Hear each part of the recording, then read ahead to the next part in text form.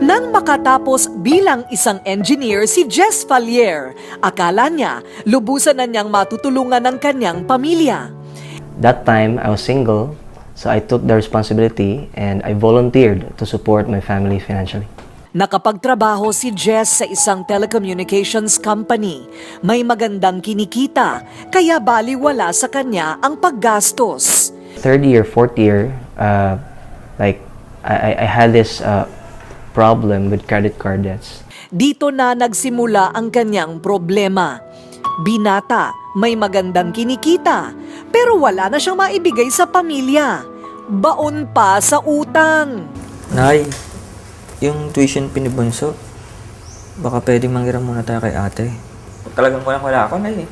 So I realized I had to suffer the consequence of my mistake, and I realized I need help.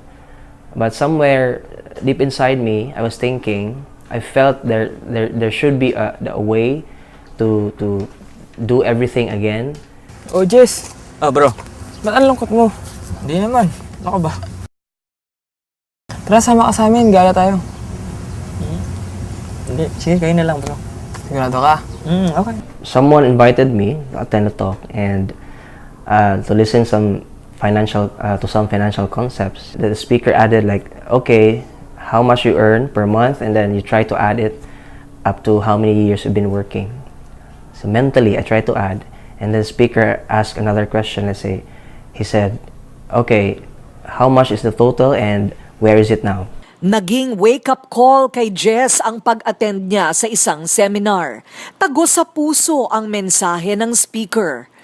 Isinuko ni Jess ang lahat sa Diyos at nagsimulang muli. Hanggang sa taong 2006, pumasok si Jess sa IMG at makalipas lang ang 3 buwan. Unti-unti siyang nakabangon. Nakalaya si Jess sa pagkakautang na naging inspirasyon naman niya para ibahagi rin ito sa iba. Eventually, I start to believe more in what we do in IMG because it worked for me, so it can work for others too. Pero hindi lang yan ang naging sukli ng langit. Sa IMG din niya nakilala, hindi lang naging partner sa negosyo, naging partner din niya habang buhay. What I admire about Jess is because he has a goal in life and he always try to achieve it.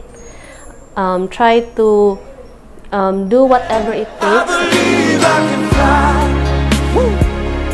I believe I can touch the sky. I think about it every night and day. I am Jess Fallier Jr. I'm proud to be part of IMG.